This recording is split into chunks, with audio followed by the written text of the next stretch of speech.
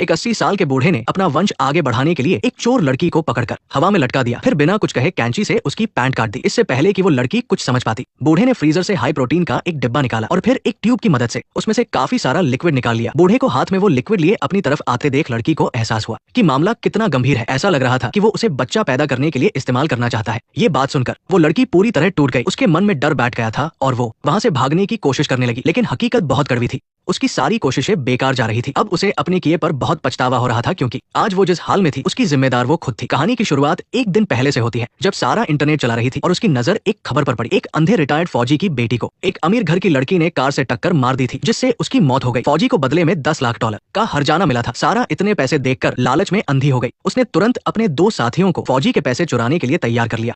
तीनों के इरादे पहले से ही नेक नहीं थे, तो वे तुरंत मान गए। सबसे पहले वे फौजी के घर के पास रेकी करने गए। वहां जाकर उन्हें पता चला कि वो इलाका बहुत सुनसान है। पूरी कॉलोनी में सिर्फ वो फौजी अकेला रहता था और ऊपर से उसे दिखाई भी नहीं देता था। उनके लिए ये एक बेहतरीन मौका था। जैसे ही रात हुई, तीनों ने अपना काम शुरू कर दिया, लेकिन उन्हें अंदाजा भी नहीं था कि एक बहुत बड़ी मुसीबत उनका इंतजार कर रही है। तीनों ने सबसे पहले बेहोशी की दवा मिला हुआ मीट का टुकड़ा फौजी के पालतू कुत्ते को डाल दिया। जब कुत्ता गहरी नींद में सो गया तो सारा दुबली-पतली होने का फायदा उठाकर खिड़की के रास्ते घर के अंदर घुस गई। उसने रिमोट से घर का अलार्म सिस्टम बंद किया और फिर दरवाजा खोलकर अपने दोनों साथियों को अंदर बुला लिया। आवाज ना हो और फौजी जाग न जाए, इसलिए सबने बाहर ही अपने जूते उतार दिए थे। इसके बाद वे पूरे घर में उन $10 लाख को ढूंढने लगे। तभी डेविड दबेपा फौजी के बेडरूम में घुस गया। उसने बड़ी चालाकी से बेहोश करने वाली दवा निकाली ताकि फौजी को पूरी तरह बेहोश कर सके। लेकिन जैसे ही उसने सिर उठाया, उसने देखा कि फौजी तो बिस्तर पर बैठा हुआ है। उसकी आंखें बिल्कुल डेविड की तरफ थी। डेविड इतना डर गया कि उसकी सांसें थम गई। वो बुत बनकर वही खड़ा रहा ताकि फौजी को कुछ पता न चले। किस्मत अच्छी थी कि फौजी सच में अंधा था। वो बस बिजली जाने की वजह से उठा था। फौजी वापस लेट गया तो डेविड ने दवा वही जमीन पर रखी और चुपचाप कमरे से बाहर निकल आया। तभी बाहर खड़े उसके दोनों साथियों को एक बंद कमरा मिला जिस पर ताला लगा था। उन्हें लगा कि पैसे पक्का इसी के अंदर होंगे। डेविड ने जोश में आकर तुरंत अपना औजार निकाला और ताला तोड़ने की कोशिश करने लगा, लेकिन वो दरवाजा दिखने में साधारण था पर बहुत ज्यादा मजबूत था। जब ताला नहीं टूटा तो डेविड को गुस्सा आ गया। उसने सीधा अपनी बंदूक निकाल ली। रॉकी ने ये देखा तो उसके होश उड़ गए। उसने जल्दी से समझाया कि अमेरिका के कानून के मुताबिक अगर कोई हथियार लेकर घर में घुसे तो घर के मालिक को उसे गोली मारने का पूरा हक है। रॉकी ने कहा, तुम बंदूक दिखाकर उसे हमें मारने का एक मौका दे रहे हो। तुम बस इस आदमी को अधिकार दे रहे हो कि वो हमें जान से मार दे। चलो यहाँ से रॉकी। इतना कहकर वो सारा को वहाँ से ले जाने लगा, लेकिन सारा जाने को तैयार नहीं थी। उसने ठान लिया था कि बिना पैसे लिए वो यहाँ से नहीं जाएगी। डेविड ने भी रॉकी की बात अनसुनी कर दी और बंदूक का निशाना ताले पर लगा दिया। जैसे ही गोली चली, रॉकी को किसी अनहोनी का एहसास हुआ। वो उन दोनों को छोड़कर अकेला ही वहाँ से निकल गया। डेविड ने अभी ताला खोला ही था कि सामने देखकर उसके पैर कांपने लगे। फौजी बिना किसी आहट के ठीक दरवाजे पर खड़ा था। दोनों की सिट्टी पिट्टी गुम हो गई। फौजी धीरे धीरे आगे बढ़ा और उसका पैर जमीन पर गिरे हुए ताले पर पड़ा। फौजी तुरंत समझ गया कि घर में चोर घुस आए हैं। जब बात खुल गई तो डेविड ने बंदूक तान दी और फौजी को धमकी दी कि सारे पैसे हवाले कर दे। लेकिन वो फौजी कई जंग लड़ चुका था। वो इतनी आसानी से हार मानने वाला नहीं था। बंदूक लोड होने की आवाज से फौजी ने एकदम सटीक अंदाजा लगा लिया कि डेविड कहाँ खड़ा है। अचानक फौजी ने बिजली की फुर्ती से डेविड को दबोच लिया और उसे दीवार से सटा दिया। उसने इतनी ताकत लगाई कि बंदूक का रुख ही मोड़ दिया। डेविड अपनी जान बचाने के लिए गिड़गिड़ाने लगा। फौजी ने पूछा कि उसके साथ और कितने लोग हैं। डेविड ने बगल में खड़ी सारा को देखा और झूठ बोल दिया कि वो अकेला है। तभी एक ऐसी चीज हुई जिसकी सारा ने उम्मीद भी नहीं की थी। वे जिस $10 लाख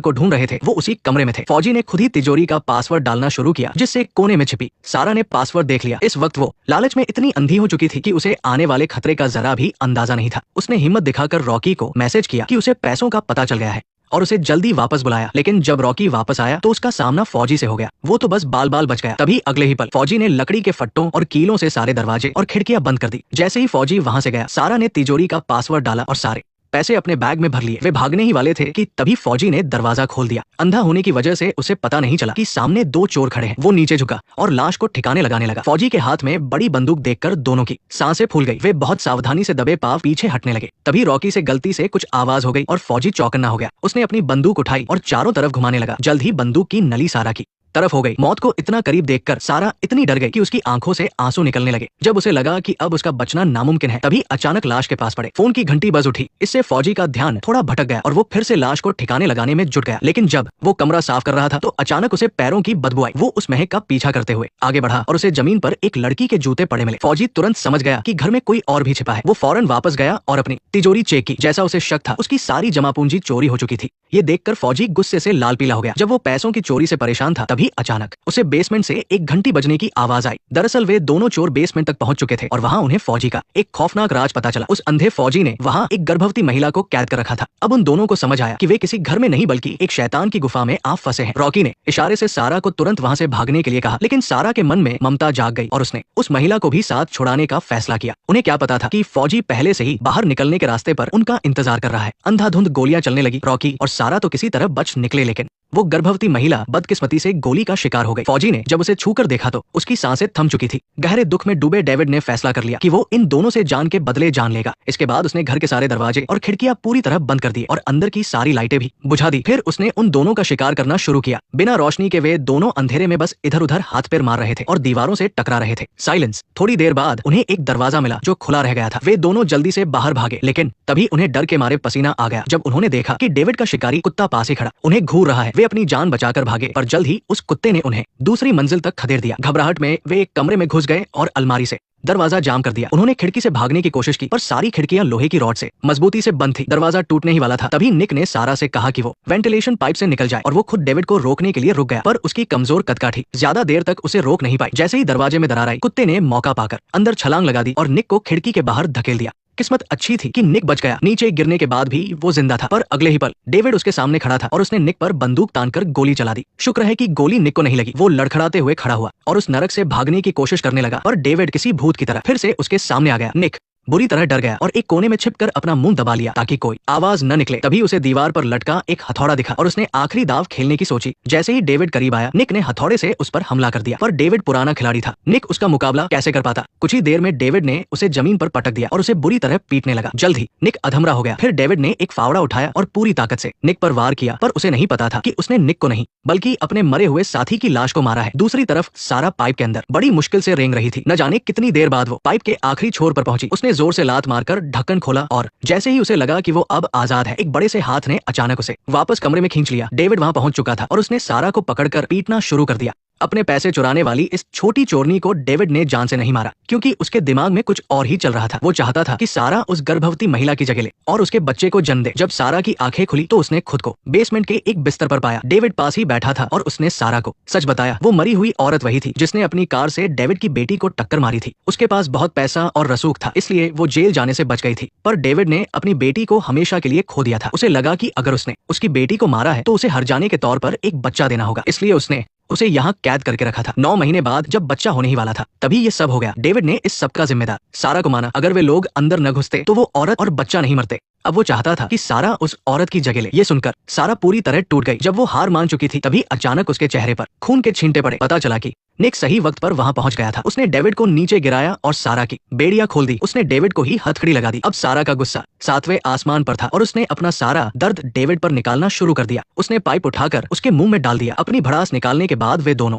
$10 लाख लेकर भागने लगे, पर जैसे ही दरवाजा खुला डेविड किसी साई की तरह फिर से उनके पीछे आ गया। सारा पीछे मुड़े बिना अपनी जान बचाकर बाहर की तरफ भागी। काफी दूर निकलने के बाद जब उसने पीछे देखा तो डेविड दरवाजे पर खड़ा उसे टकटकी लगाए देख रहा था। सारा के मन में बहुत गुस्सा था। वो खुद को रोक नहीं पाई और उसे चिल्लाकर चुनौती देने लगी। तभी डेविड ने इशारा किया और शिकारी कुत्ता सारा की तरफ लपका। अब इंसान और कुत्ते के बीच जानलेवा दौड़ शुरू हो गई। जैसे ही कुत्ता उसे पकड़ने वाला था, सारा सही वक्त पर अपनी कार के अंदर घुस गई। कुत्ते के हमले से तो वो बच गई, पर $10 लाख वाला बैग बाहर ही गिर गया। ये पैसा उसने अपनी जान पर खेल कर कमाया था। वो इसे इतनी आसानी से नहीं छोड़ सकती थी। बाहर उस खूंखार कुत्ते को देखकर सारा को एक तरकीब सूझी। उसने पहले पीछे की सीट नीचे की और डिक्की को रस्सी से बांध दिया। जैसे ही कुत्ता अंदर आया, उसने झट से डिक्की बंद की और सीट वापस लगा दी।